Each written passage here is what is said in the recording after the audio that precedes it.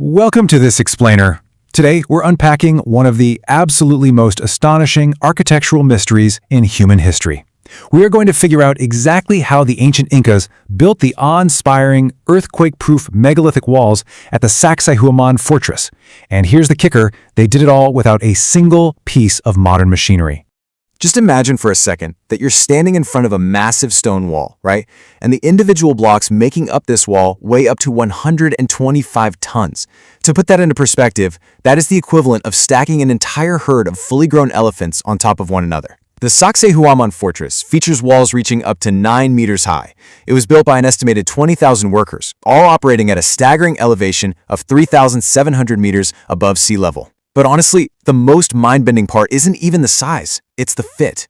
The joints between these massive, irregularly shaped boulders are literally paper thin. They fit together so perfectly, with absolutely zero mortar by the way, that you can't even slip a piece of paper between them. So the obvious question we have to ask is, how on earth did they pull this off, without wheels, without draft animals, and without even having iron tools? Well, as you can probably guess, these impossible stones have sparked some pretty wild theories over the years. If you take a tour of Cusco today, you might actually hear myths about extraterrestrial technology or cosmic energy manipulation. There's even a story about a magical plant juice that supposedly melts stone like wax. But, the reality is actually so much more fascinating than the myths. In this explainer, we're relying on the groundbreaking work of architect Jean-Pierre Pratzen. He basically ignored the wild myths, went straight to the Inca quarries, and quite literally picked up the stones himself to demystify the entire process through rigorous, hands-on experiments. So let's look at the life cycle of an Inca stone, which happens in 3 steps. First, extraction, selecting and mining the rock. Second, dressing, shaping the stone with simple tools. And finally, fitting, laying the puzzle pieces.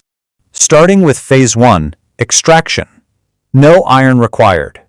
Now, to understand this, look closely at the layout of the Lama Pit at the Rumicatalca quarries. What's super interesting here is that the Incas often didn't even quarry in the traditional sense. They weren't just hacking away at a solid cliff face. Instead, they carefully combed through giant natural rockfalls to select blocks that already met their specific needs. They essentially let the earth do the heaviest preliminary lifting for them by just taking advantage of the natural fractures in the volcanic rock.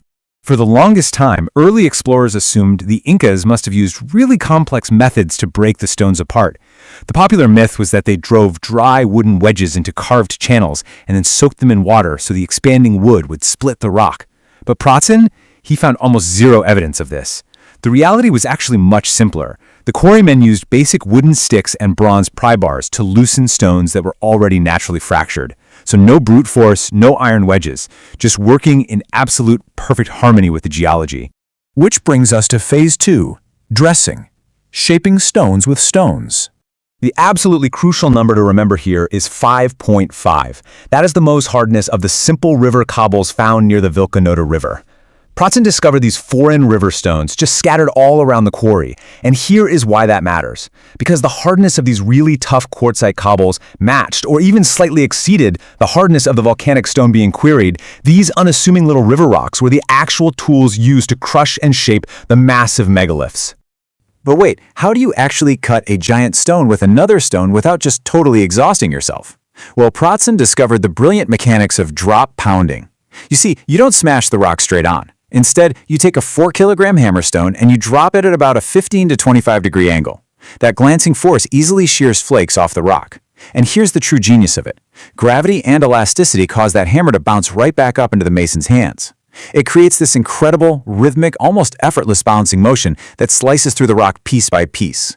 Now, if you've ever seen photos of Inca walls, you have definitely noticed that beautiful, kind of pillowy, shadowy aesthetic between the stones, right? This is known as the chiaroscuro effect. But, and this is wild, the Incas didn't do this just to make the walls look pretty. It was actually a highly practical byproduct of their dressing technique. When they were working the delicate edges of the block, masons would switch to much smaller 560-gram hammers, cutting the edges at an angle greater than 90 degrees. By keeping the center of the stone protruding out like a pillow, it acted like a bumper. It protected those perfectly crafted delicate edges from being chipped or destroyed, while the massive stone was being dragged over mountains to the construction site. Talk about a win-win for form and function. And that leads us to the final and maybe most impressive step, Phase 3, fitting, the secret to perfect fit. To finally solve the mystery of how these stones fit together so tightly, Praten uncovered what he calls the golden rule of Inca stonemasonry, the bedding joint rule. When he was looking at dismantled walls, he realized that the upper stones weren't actually ground down to fit the bottom stones. It was the exact opposite. Every new course is cut into the top face of the course already laid below it. Essentially, the lower stones were pounded and sculpted to act as custom, molded receivers for whatever rock was going to be placed on top. And what's great is this beautifully aligns with historical accounts. An observer back in the 16th century, José de Acosta, wrote in 1589 that in order to fit one stone to another so precisely, it was necessary to try the fit many times. Pratsen's physical experiments absolutely validated this observation. The real secret to the puzzle wasn't magic, and it wasn't lasers. It was just an unbelievable amount of patience, massive manpower, and a relentless, grueling process of trial and error. So, how exactly do you do trial and error with a stone that weighs as much as a house? Okay, here's the process. First, they would outline the joint using the bright yellow sap of the local yawali plant. Then, they pounded out the basic shape.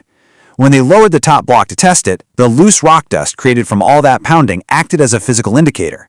It's honestly almost exactly like a dentist using that little piece of white paper to check your teeth.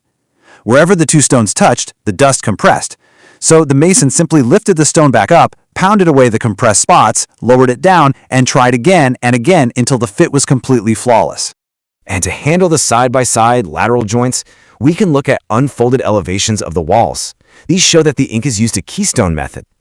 They'd lay out the stones on the left and the right, and then fit a wedge-shaped keystone right into the middle. Now, obviously, they couldn't just drop these massive keystones in from above because of the tight, irregular spaces. So they built massive earthen dirt ramps, pushing the stones straight in from the front to seamlessly lock the whole course together. Which brings us to our conclusion, the earthquake-proof Inca puzzle. You see, the Incas weren't just building these walls for show. They were engineering for survival in a highly active seismic zone. By carving these stones with up to 12 different angles, they essentially created a massive interlocking puzzle. The staggering 100-ton weight of these blocks naturally distributed the structural load. And because they intentionally didn't use rigid mortar, the entire wall remained flexible. So when massive earthquakes hit Cusco over the centuries, Spanish colonial buildings literally crumbled to the ground. But these mortar-free Inca walls?